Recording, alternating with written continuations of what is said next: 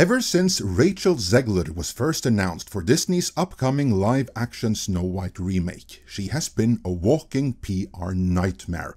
Yeah. Weird. And she just found a new way to up the ante, simultaneously attacking co-star Gal Gadot and dividing the audience. But the even bigger problem for Disney where Snow White is concerned is that despite all the reshoots, they are still, irrespective of casting, making an activist movie audiences worldwide will recoil from. Let's dive in.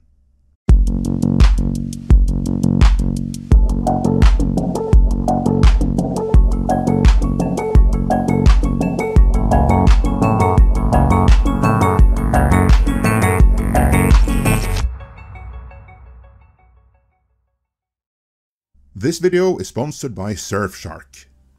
Since its release date was pushed back by a full year, Disney's Snow White remake has gone through multiple rounds of very extensive reshoots, allegedly pushing its total production cost way beyond the $300 million mark, meaning it now has to do Deadpool and Wolverine numbers at the box office, because anything short of that would put it into the gargantuan flop territory of Indiana Jones and the Dial of Destiny, and Disney really doesn't want that to happen, which is no doubt part of the reason why the original 7 dirty yet diverse hippies were replaced with 7 CGI monstrosities posing as dwarves, as Peter Dinklage made it impossible for Disney to hire real ones.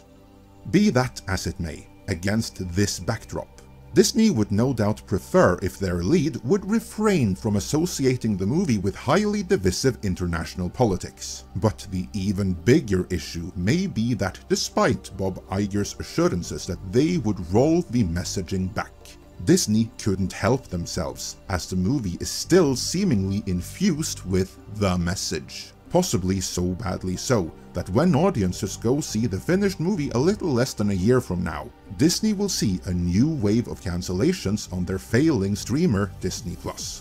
Now, we don't recommend anyone cancelling anything, of course, and we certainly don't condone anyone taking to the high seas to get their fix on programming you might miss out on if you do, to say nothing of all the spyware, malware, and other assorted tracking software you'd run the additional risk of being subjected to even beyond your normal browsing. There's a fix though. To protect yourself, you need to protect your data, and a good way of doing that is through a VPN, such as the one delivered by this channel's sponsor, Surfshark. A VPN, or Virtual Private Network, is a privacy protection tool which encrypts your online data and secures your personal information, even when you're on a free public Wi-Fi, which is a goldmine for anyone wanting your data. Surfshark masks your IP address so that your location, download history, and other data isn't linked to your personal ID, while their clean web feature blocks trackers, malware, and phishing attempts, enabling you to surf safely. Best of all, unlike some other VPN providers out there, Surfshark does not monitor, track, or store what you do online. There's no activity log. In addition to providing online safety, Surfshark also liberates your internet by unblocking blocked websites and enabling you to bypass geo-blocking restrictions by changing the country you access the internet from, which gives some great advantages when it comes to streaming. For instance, you can access 15 different Netflix libraries, all with a different selection of movies and TV series, simply by changing your virtual location. And there are many to choose from, as Surfshark has over 3,200 servers in more than 100 countries around the world.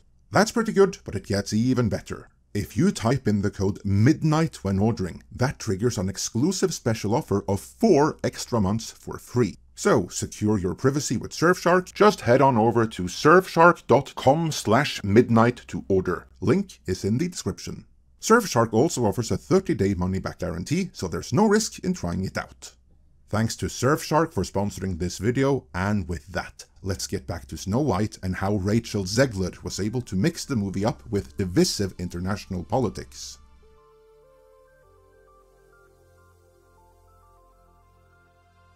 Since the beginning of recorded history, there have always been land disputes that involved a great deal of bloodshed.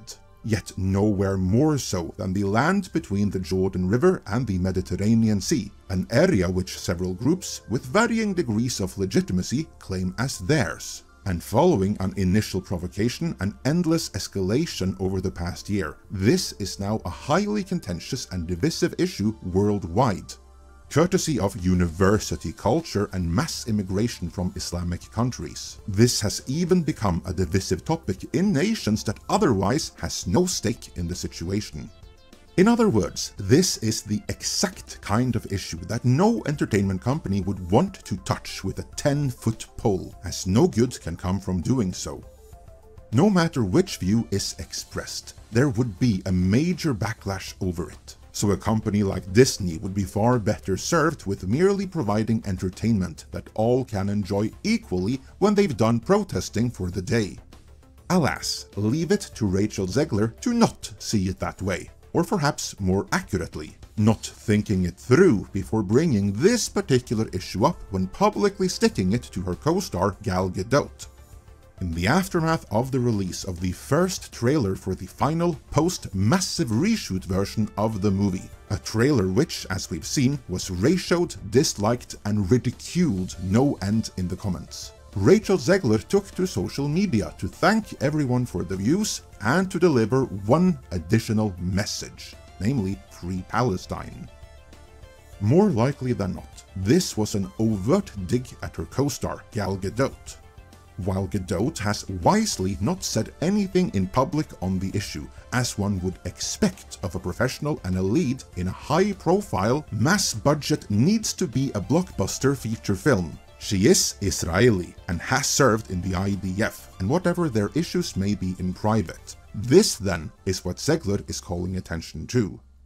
Not a great plan, because in doing so, she runs the risk of inadvertently politicizing the entire movie, something which does not have a great track record in Hollywood.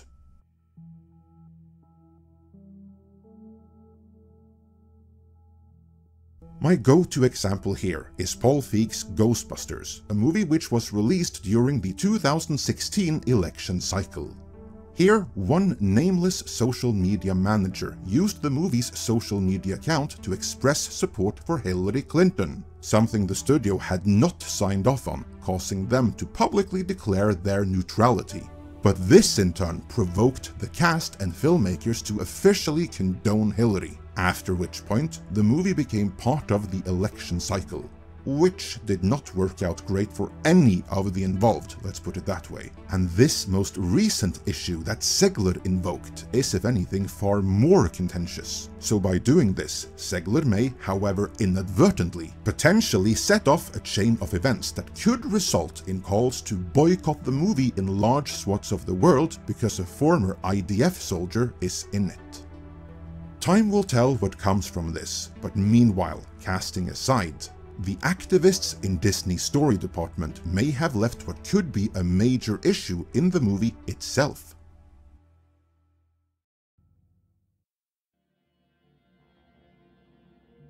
In most versions of the original fairy tale, as well as in Disney's animated classic, Snow White didn't just squat with the 7 dwarves or take advantage of their hospitality. No, she made them food and kept their house in order while they were out all day working in the mines.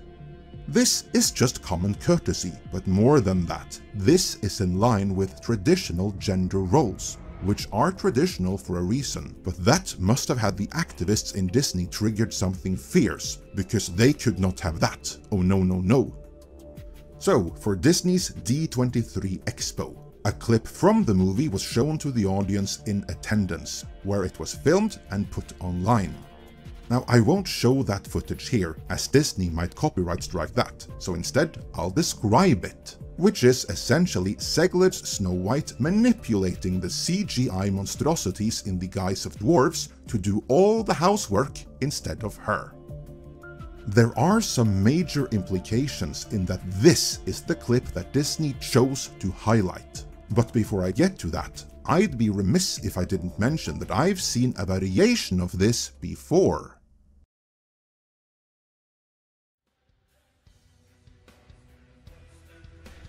In the music video for Sonne, the 2001 single from the band Rammstein, the band members perform as the dwarves, who, after returning from their grueling job in the mines, discover that someone has eaten all their food, namely their soon-to-be abuser Snow White, who makes them give the gold they're able to mine to her, who manipulates them, and who on the whole keeps them on a very short leash.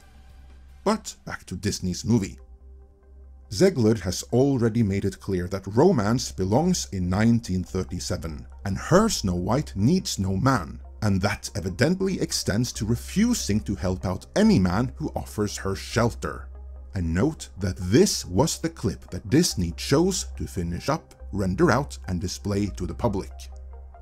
Of the entire movie, this was the scene that they chose to highlight. To me, that seems like one big ideological virtue signal and a statement that this is still an activist movie, with a subtext that normal non-activist viewers around the world may very well recoil from. In fact, I think that in the end, when the movie is done and released, we may find that that 4-minute music video by Rammstein provides for a far better and more entertaining viewing experience than does Disney's live-action Snow White feature film. So maybe just watch the original animation one more time. In fact, Disney would probably have been better off simply re-releasing that. Let me know your thoughts on this in the comments. And before you go, remember to secure your privacy and bypass quarrelsome geo-blocking restrictions with Surfshark VPN. Type in our code MIDNIGHT at surfshark.com/midnight to get an exclusive deal of 4 extra months for free. Link is in the description.